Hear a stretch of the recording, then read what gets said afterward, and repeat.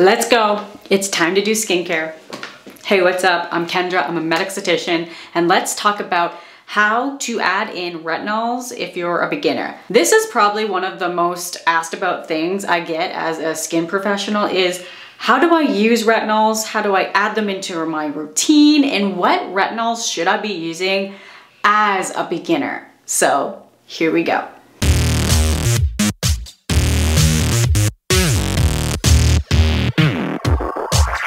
Number one thing I'd recommend if you're a beginner and you want to start using retinol is start simple. You don't need a 10 to 12 skincare routine. Honestly, the simpler the better, especially when it comes to skincare. Because honestly, if you have way too many actives and way many products, you're gonna be more prone to irritation, more prone to pilling, and sometimes just keeping it simple is gonna be a lot better for you and your skin. So keep it simple. Another thing is making sure that you're using a good retinol for beginners. So I wouldn't start going with advanced retinols or prescription retinol. So I would not start using your Retinoids. I wouldn't start using Retinoid, no. I would start using over-the-counter, beginner-friendly retinol. So let me give you great recommendations for beginner-friendly retinols. So this is a retinol I would recommend. This is the Cerave Resurfacing Retinol Cream. So this is gonna be very gentle on the skin, beginner friendly, great for sensitive skin. It has essential ceramides, niacinamide, so gentle on skin. Love this one. And I love that this is affordable as well. Another great recommendation is the Indie Labs Reface Retinol. I love this retinol. I personally have used this retinol so many times. This is like my 7th tube of this, no joke. It's so good, amazing for sensitive skin, and a great beginner-friendly one. Love this. And if you're from Canada, you can get this from Shoppers Drug Mart, which we love. Another great one is from Versed. It's the Press Restart Gentle Retinol Serum. Love this one, we love Versed. I also love Good Molecules. Good Molecules has such an underrated retinol. Not a lot of people talk about this retinol, but it's so good. It's literally like $12 or something like that. Like, so affordable, so that's a great recommendation as well. Another great recommendation would be the one from Inkey List. Love Inkey List, love it so much. Now, how do you even use retinol? You wanna make sure that you're using your retinoids at night. Don't use it in the AM, it's always gonna be in your PM routine. If you have a very, very simple routine, you're gonna use your cleanser, your retinol, then a moisturizer. That would be your simple routine at night.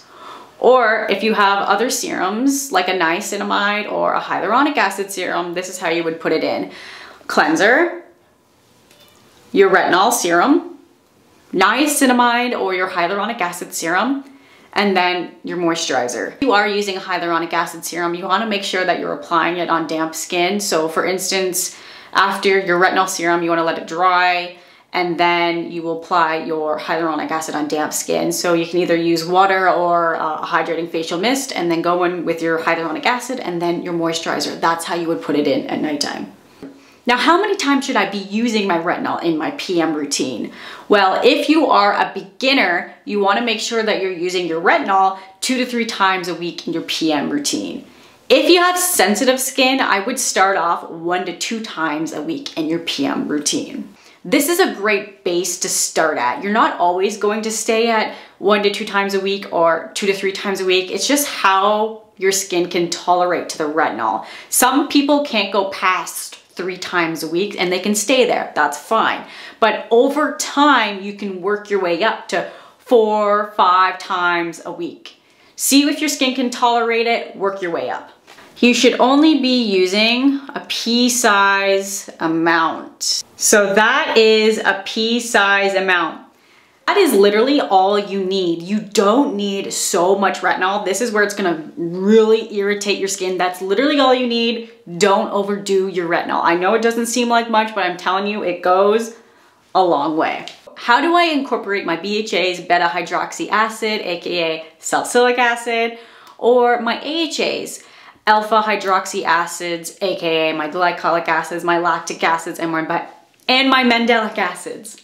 Make sure that you're using those in alternating days. So for instance, if you are using your BHA liquid exfoliant, like aka this one from Paula's Choice, you want to make sure that you're using those on opposite days of your retinol. So for instance, if you're using your retinol serum 2 to 3 times a week in your PM routine, you want to make sure that you're using your BHA exfoliant on opposite days and not to overdo it. So you use your retinol 2 to 3 times a week in your PM routine, and then your BHA 1 to 2 times a week on opposite nights. Don't overdo your BHA exfoliant. Don't overdo it.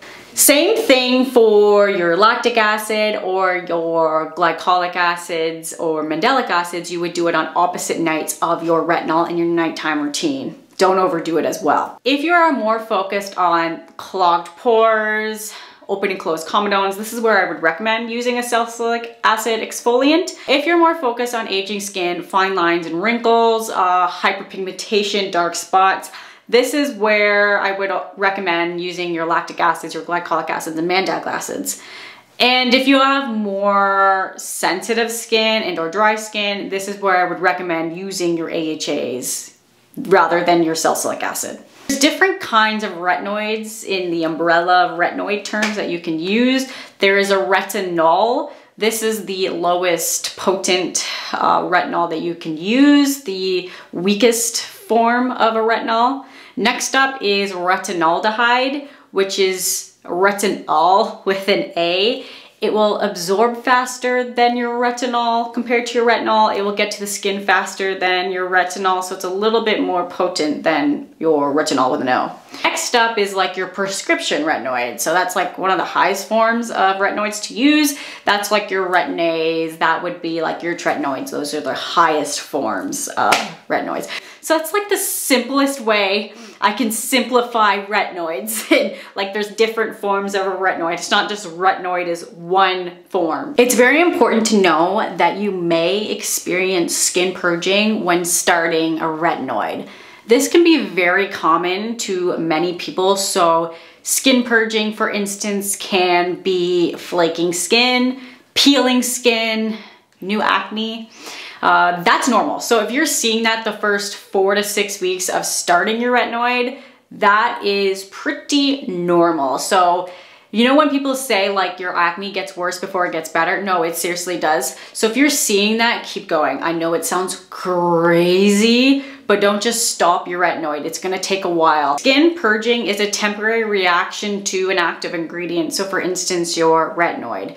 So this is temporary. It's not gonna be a forever thing. It's just the way like it's going to happen either way. It's like the way your skin's flushing everything out of your system, if that makes sense. It's just getting everything out. So the first 4 to 6 weeks, don't be surprised if you see that you're flaking, peeling. You have like super sensitive skin and you are worried that it may cause a lot of irritation, I would suggest the sandwich method. So for instance, sandwich method is when you take a moisturizer, your retinol, then apply your moisturizer again. You're basically just sandwiching all your retinol together. So you would use your cleanser at nighttime, then apply your moisturizer or cream a little bit, and then your retinol, then your moisturizer. So you're just sandwiching all those products together. This is going to make sure that your skin is less irritated when you're using a retinol. So if you do have sensitive skin and you're worried about that, I would suggest using the sandwich method. I hope this video was very informative and make sure you like and subscribe for more. Bye.